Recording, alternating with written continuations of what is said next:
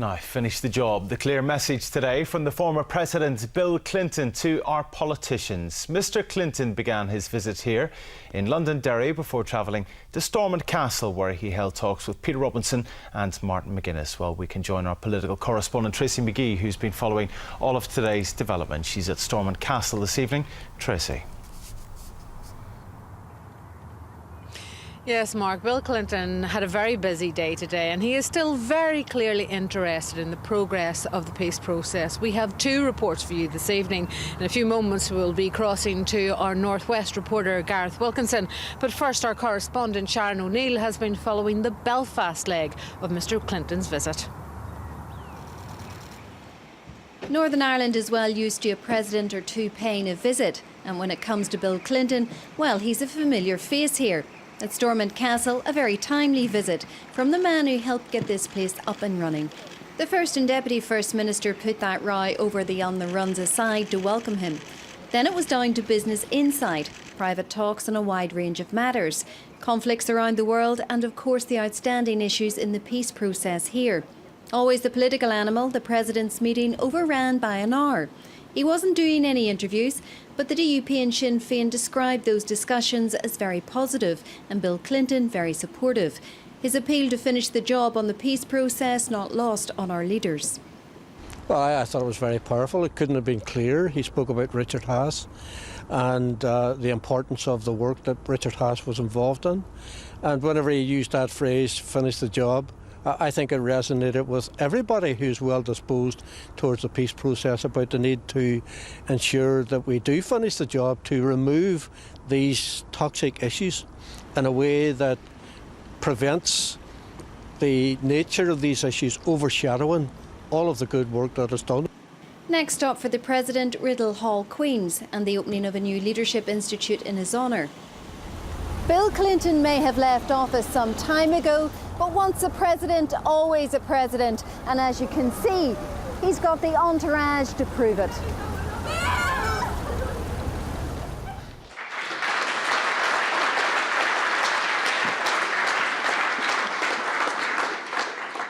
Inside, the president reflects on the day and his hopes for the future.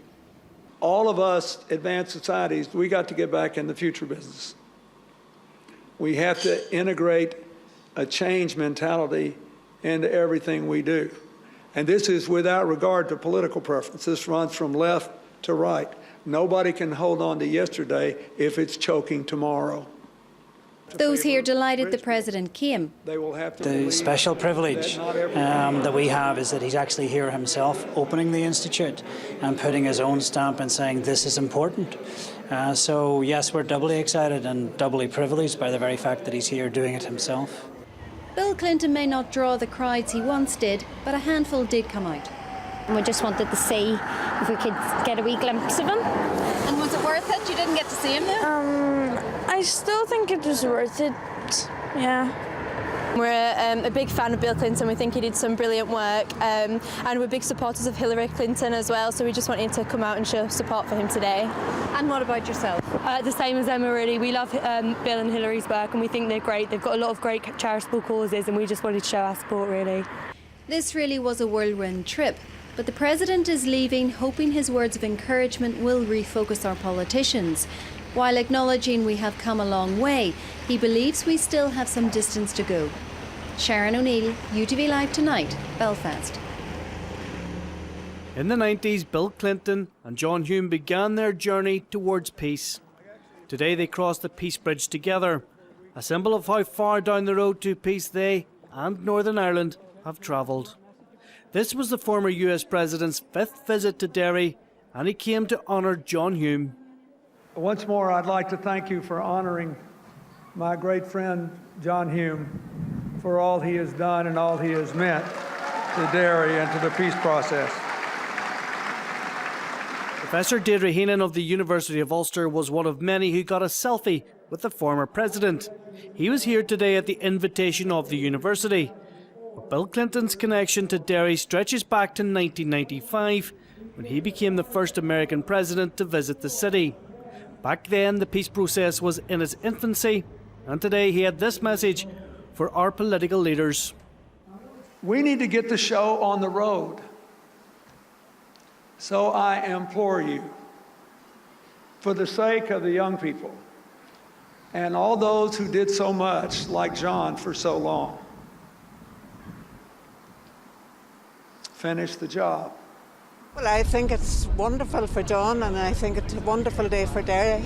And I thought that the message that the President gave us all today was timely, and especially for the young people in the city. And it's, you know, time to move on, and I must say I was very impressed. Oh, it was a great visit, and very, very good of him to come here, and it's very interesting that a man of his international status has come to Derry.